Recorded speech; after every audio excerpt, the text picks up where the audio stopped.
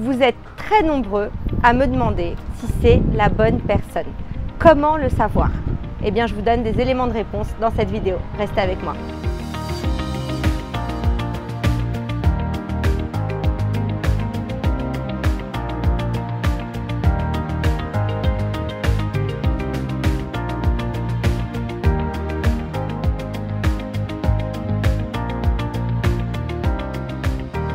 Un des indicateurs premiers, c'est d'être vraiment impatient de retrouver l'autre.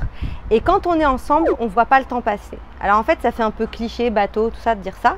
Mais c'est vraiment un indicateur hyper clair et facile à déceler.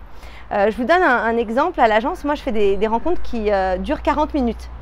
Et des fois, on me dit, mais 40 minutes, pourquoi 40 minutes? Pourquoi pas 50? Pourquoi pas 1 heure? Pourquoi pas 30? Eh bien parce qu'au bout d'un certain temps, si on dépasse 40 minutes et que la personne ne nous plaît pas, ça devient un vrai calvaire. Et si jamais on me dit, mais j'ai pas vu le temps passer, 40 minutes, tu as le temps de rien aborder et tout, en général, c'est parce que la personne, elle nous a tellement plu que ça nous a paru être 10 minutes en fait.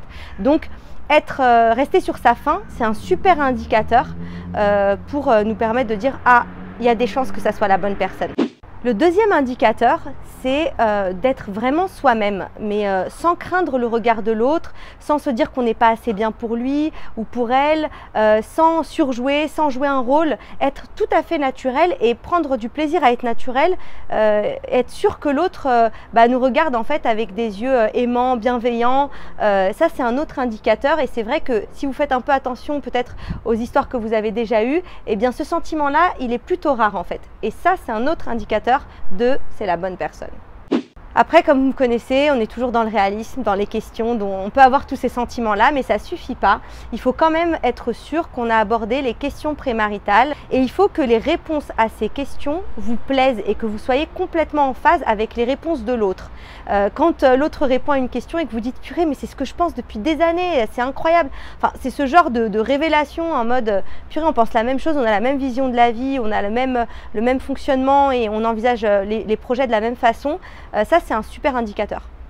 Et la dernière chose qui est vraiment très nette et très claire aussi à ressentir, c'est la projection. C'est-à-dire que quand on a l'autre en face de nous, on a envie directement de penser aux enfants, à une vie familiale, à le voir dans des projets plus lointains, à faire le pèlerinage avec lui. Toutes ces projets et ces belles choses qu'on a envie d'accomplir, et on l'inclut dans cette projection-là. Et donc si on le fait ça naturellement, en fait, il y a de grandes chances pour que ça soit le bon ou la bonne. Voilà, je vous ai donné les principaux indicateurs, j'espère que ça vous sera utile.